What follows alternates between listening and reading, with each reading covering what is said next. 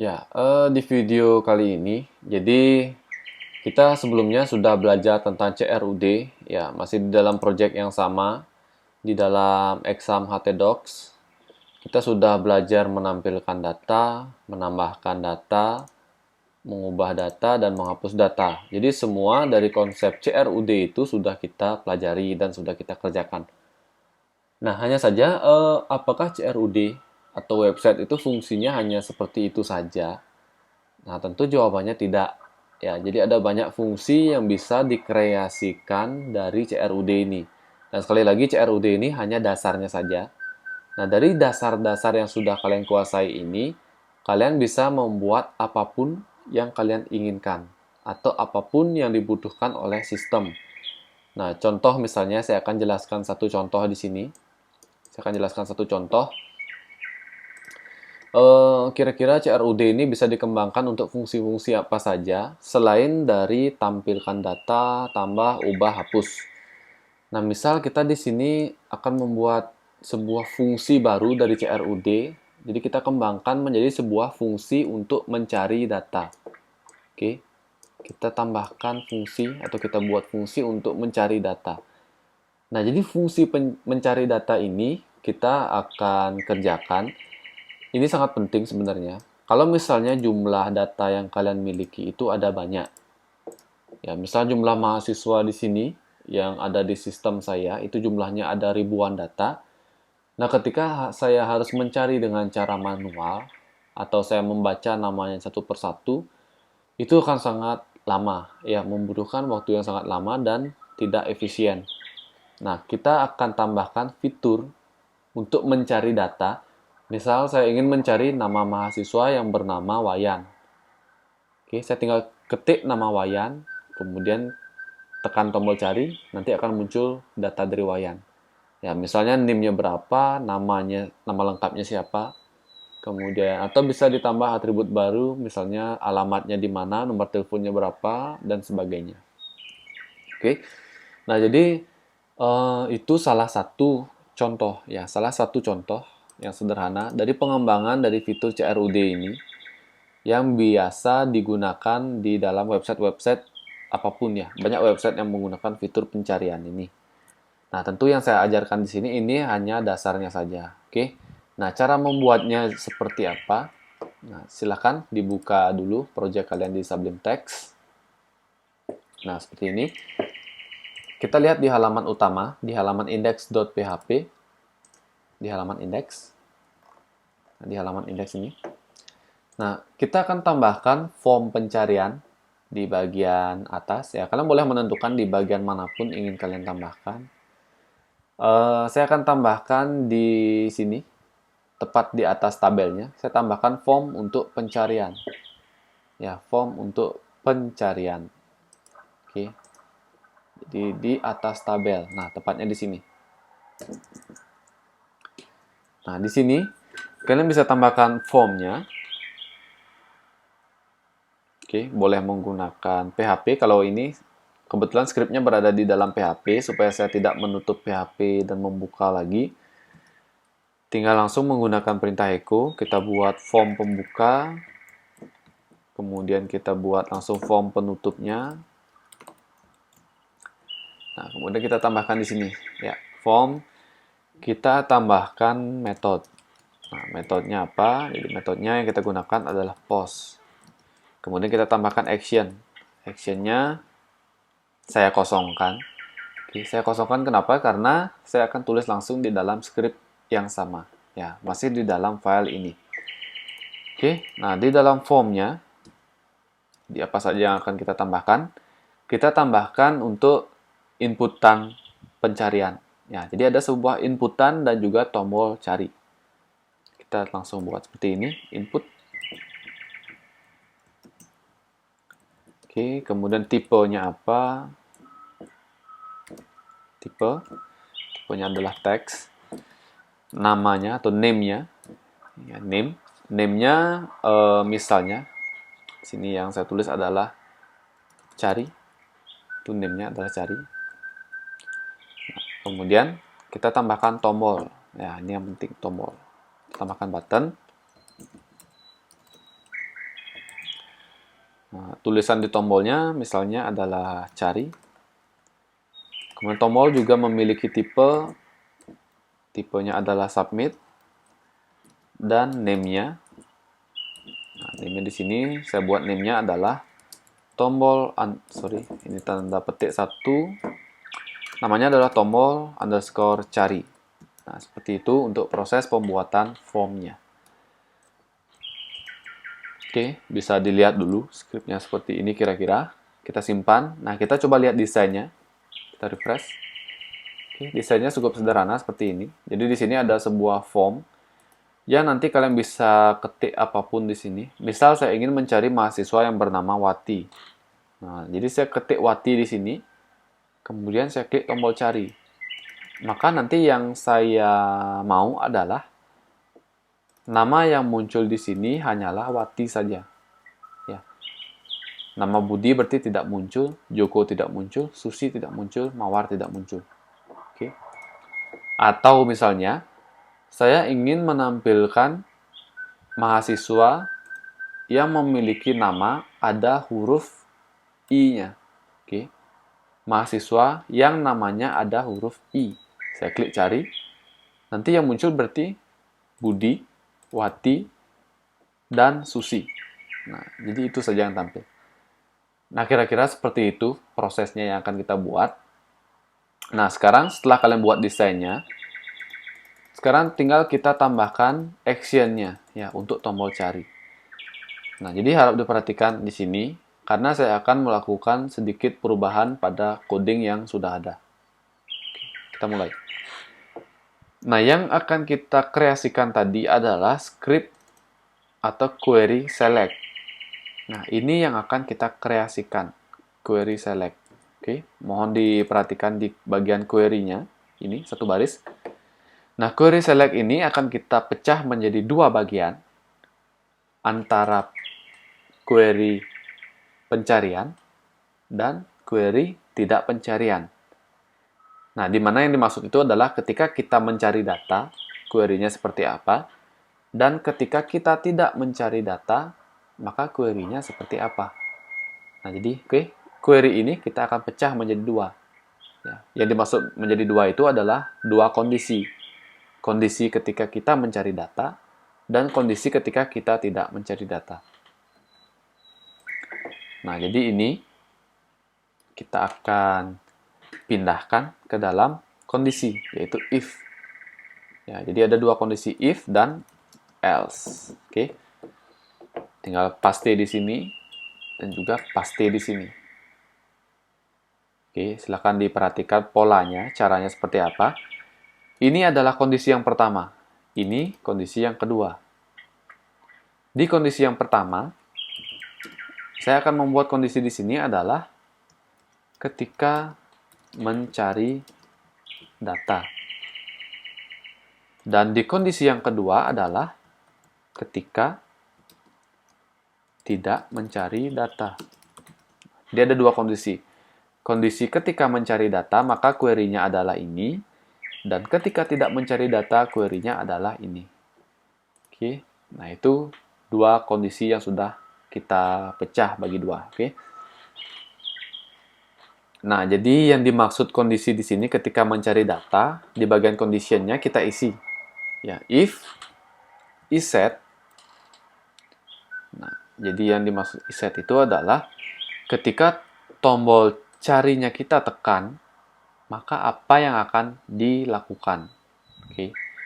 Ketika tombol carinya kita tekan, maka apa yang akan dilakukan.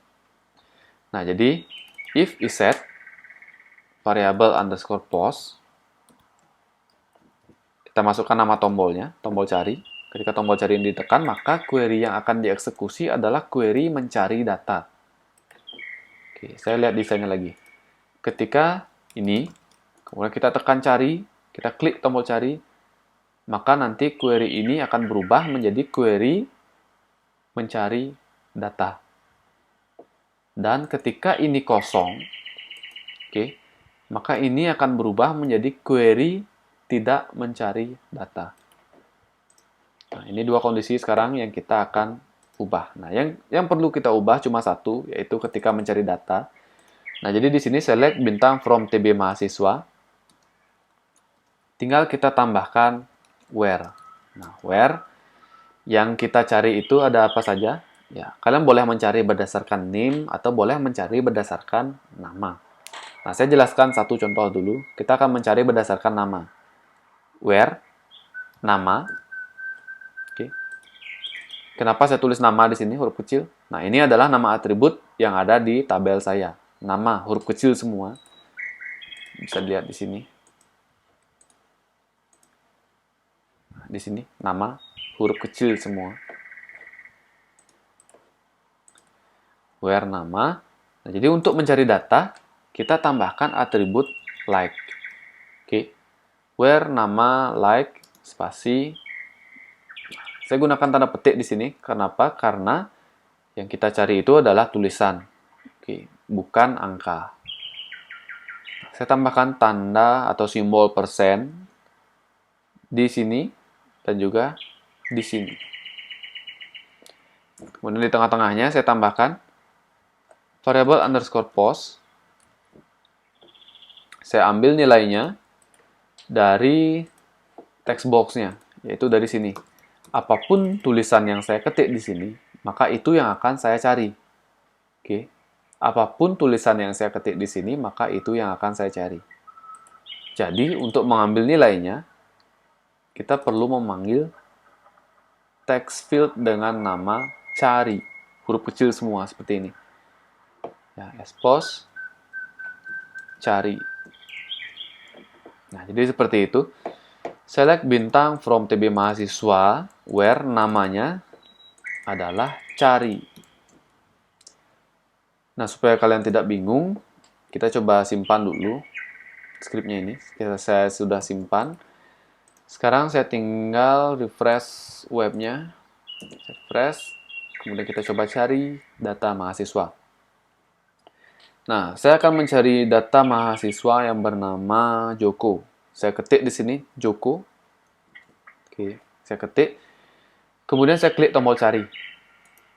Nah, maka yang tampil di dalam tabelnya hanya satu mahasiswa. Karena tidak ada mahasiswa lain yang bernama Joko. Oke. Kemudian kalau tombol cari, text field carinya saya kosongkan, saya tidak ada mencari data apapun, saya klik cari, maka yang tampil adalah semua data. Oke, jadi seperti itu. Kalau saya ingin mencari mahasiswa yang di dalam namanya ada huruf U, oke, mahasiswa yang namanya ada huruf U, saya klik tombol cari. Nah, maka yang tampil hanya ada dua, yaitu Budi dan Susi. Nah, jadi seperti itu cara kerjanya. Nah, sekarang saya jelaskan script atau query-nya, oke? Nah, jadi kembali ke query. Nah, sekarang saya jelaskan sini. Nah, di sini kita menggunakan like. Nah, jadi like ini fungsinya adalah untuk mencari kesamaan atau seperti. Nah, jadi namanya seperti yang tertera di sini. Nah, simbol persen ini, simbol persen di depan dan di belakang ini memiliki fungsi masing-masing, yaitu adalah fungsi penghubung antar nilai atau antar karakter. Nah, misal tadi saya mengetik huruf U, maka yang tampil adalah Budi dan Susi. Nah, jadi ketika saya ketik huruf U di sini, kenapa Budi dan Susi itu bisa tampil? Karena di depan dan di belakangnya ada tanda persen. Kalau misalnya tanda persennya saya hapus, tanda persen yang di belakang saya hapus, dan tanda persen yang di depan saya hapus juga. Saya simpan. Oke, saya simpan. Saya kembali lagi ke webnya yang tadi, saya refresh. Saya cari mahasiswa yang bernama huruf U. Saya klik cari. Nah, ternyata tidak ada yang tampil. Tidak ada mahasiswa yang memiliki nama dengan huruf U. Kenapa tidak tampil? Karena simbol persennya saya hapus. Nah, jadi simbol persen itu, nah dia bekerja untuk mendetek, istilahnya untuk ignore. Dia tidak memperhatikan kalau di depannya, kalau simbol persennya saya tulis di depan di sini, berarti kalau di depannya ada sambungan, jadi dia tidak akan mempermasalahkan. Oke. Kalau di depannya ada sambungan, dia tidak akan mempermasalahkan. Begitu juga dengan di belakang. Kalau di belakangnya ada sambungan huruf apapun atau karakter apapun selain huruf U, jadi dia akan tetap tampil. Nah, sedangkan kalau tadi saya hapus semua, nih, seperti ini. Nah, jadi dia akan mencari berdasarkan data tulisan apapun yang kalian ketik, maka itulah nama yang dicari. Kalau misalnya U, kalau di depan huruf U-nya ada huruf B, contoh untuk Budi, berarti di depan huruf U-nya ada huruf B. Nah, di depan huruf U-nya ada huruf B, berarti dia tidak akan tampil. Karena di depannya saya tidak tambahkan persen. Begitu juga di belakang di sini. Di belakangnya ada huruf D dan ada huruf I. Karena saya tidak tambahkan persen tadi, maka DI ini tidak akan terbaca. Nah, maka Budi tidak akan tampil. Budi tidak akan tampil di sini. Oke. Budi tidak akan tampil. Begitu juga dengan Susi. Nah, sekarang saya akan coba tambahkan simbol persen hanya di depan saja. Oke, hanya di depan saja. Di belakang tidak saya tambahkan. Nah, ini fungsinya seperti apa? Jadi ketika saya mengetikkan mencari sebuah karakter, dengan ada tambahan karakter di depannya, dia akan tetap terbaca. Contoh seperti ini, oke? Di depan ada tanda persen. Nah, ini saya refresh. Nah, contoh di depannya ada sambungan, ada tanda persen. Oke. Saya akan mencari mahasiswa yang bernama Udi. Udi, seperti ini. Nah, Udi. Saya klik tombol cari. Nah, ternyata Budi tetap muncul. Kenapa? Karena tadi saya menggunakan simbol persen di depannya. Ya, ini ya. Ada huruf B di depannya, berarti boleh. Karena sudah saya tambahkan tanda persen. Kalau saya mencari mahasiswa yang bernama UD, oke, UD, di depannya tidak masalah, tapi ini di belakangnya ada huruf I-nya. Ini di belakang ada huruf I. Maka tidak akan tampil. Paham? Maka tidak akan tampil. Atau ketika saya ingin mencari mahasiswa yang bernama Bud, saya cari, tidak akan tampil. Karena di belakang tidak ada simbol persen. Nah, kalau misalnya simbol persennya saya pindahkan, yang di depan saya hapus, saya hanya menambahkan simbol persen di belakangnya saja. Oke, saya tambahkan simbol persen hanya di belakangnya saja. Maka hasilnya, kalau di belakang ada huruf atau karakter tambahan, maka dia akan tetap ditampilkan. Oke, contohnya seperti ini. Kembali. Kita refresh. Kita mencari mahasiswa. Jadi tadi di belakang sudah saya tambahkan tanda persennya. Saya cari mahasiswa yang bernama Bud. Oke. Jadi ini ada Bud. Walaupun di belakangnya ada huruf I. Tapi tadi saya sudah tambahkan simbol persen. Maka Budi ini akan tetap terbaca. Oke, seperti ini. Atau saya ingin mencari dengan nama Sus. Saya cari, maka Susi akan terbaca. Karena di belakang sudah ada simbol persen. Nah, jadi seperti itu. Fungsi simbol persen ini seperti apa? Ya, kalian sudah lihat, sudah tahu teorinya, hasilnya juga kalian sudah lihat. Nah, kapan harus menggunakan simbol persen itu terserah kita. Kapan kita merasa perlu, maka gunakan. Kalau tidak perlu, ya nggak usah digunakan. Oke, itu hanya opsional pilihannya. Nah, itu tadi untuk pencarian berdasarkan nama. Nah, bagaimana kalau misalnya kita ingin mencari, nah di sini. Nah, saya ingin mencari mahasiswa berdasarkan NIM. Saya ketik NIM-nya di sini. Oke, tidak muncul. Padahal ada mahasiswa yang memiliki NIM sekian. Nah, jadi kalian boleh tambahkan menggunakan lebih dari satu parameter. Nah, kalau misalnya kita ingin mencari berdasarkan NIM dan nama, berarti kita tinggal tambahkan script dengan contoh script yang sama seperti ini, tinggal kalian copy. Oke. Tinggal kita tambahkan di belakangnya di sini, kita tambahkan OR. Kemudian kita salin. Tinggal kita ubah atributnya menjadi NIM. Ya, jadi kita bisa mencari menggunakan nama atau menggunakan NIM. Oke. Ini dua. Jadi ada nama dan ada NIM. Kalau misalnya ada 5, Tinggal tambahkan or yang ketiga, or yang keempat, or yang kelima. Nah, jadi caranya seperti itu. Ini saya simpan skripnya. Kita coba mencari berdasarkan NIM.